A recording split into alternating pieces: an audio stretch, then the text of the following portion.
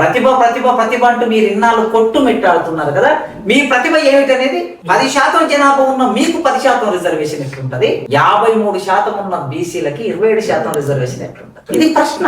బీసీలు ఇప్పటికైనా రియలైజ్ కావాలి. ఇన్నాళ్ళు బీసీ యువత పాపం తెలుసో తెలియకో కొందరు బీసీలు వాళ్ళకు అవేర్నెస్ లేకపోవటం మూలంగా, చైతన్యం లేకపోవటం మూలంగా రిజర్వేషన్ అంటే ఎస్సీలకు ఎస్టీలకు మాత్రం రిజర్వేషన్ ఉంటుంది, మాకు రిజర్వేషన్ లేదు అనే ఒక భావన ఉండేది వాళ్ళకి. ఇప్పుడు అర్థం అవుతున్నది వాళ్ళకి. అందుకోసమే బీసీ యువత చైతన్యవంతం అయితే నేను ఒక అప్పీల్ చేస్తున్నా, ఈ దేశంలో ఉన్న ఎస్సీ ఎస్టీ మేము మీకు మా భుజాలు ఇస్తాం. మా భుజాల మీద నిలబడి మీరు రాజ్యాధికారంలోకి రండి. మీరు అగ్ర కులాలకు మీ భుజాలు ఇవ్వకండి. మా భుజాల మీద నిలబడి మీరు ముఖ్యమంత్రులు కాండి, మీరు ప్రధానమంత్రులు కాండి, మీరు మంత్రులు కాండి, ఐఏఎస్ ఆఫీసర్ ఐపీఎస్ ఆఫీసర్లై ఈ మొత్తం సమాజాన్ని సమానంగా తీర్చిదిద్దేటటువంటి ప్రయత్నం చేయాలని, బీసీ సమాజం చైతన్యవంతమైనప్పుడే ఈ దేశంలో మౌలిక మార్పు వస్తుందని నేను కోరుకుంటున్నా. ప్రతిభ ప్రతిభ ప్రతిభ అంటూ మీరు ఇన్నాళ్ళు కొట్టుమిట్టాడుతున్నారు కదా. మీ ప్రతిభ ఏమిటనేది 10% జనాభా ఉన్న మీకు 10% రిజర్వేషన్ ఎట్లుంటది? 53% ఉన్న బీసీలకి 27% రిజర్వేషన్ ఎట్లుంటది? ఇది ప్రశ్న.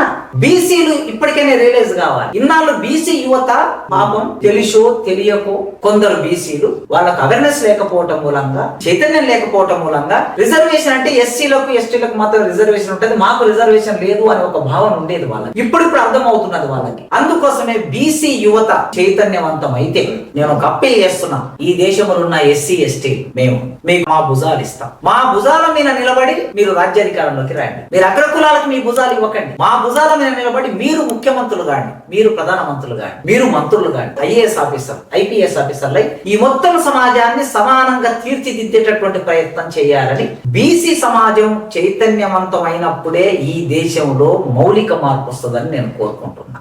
ప్రతిభ ప్రతిభ ప్రతిభ అంటూ మీరు ఇన్నాళ్ళు కొట్టుమిట్టాడుతున్నారు కదా. మీ ప్రతిభ ఏమిటనేది 10% జనాభా ఉన్న మీకు 10% రిజర్వేషన్ ఎట్లుంటది? 53% ఉన్న బీసీలకి 27% రిజర్వేషన్ ఎట్లుంటది? ఇది ప్రశ్న.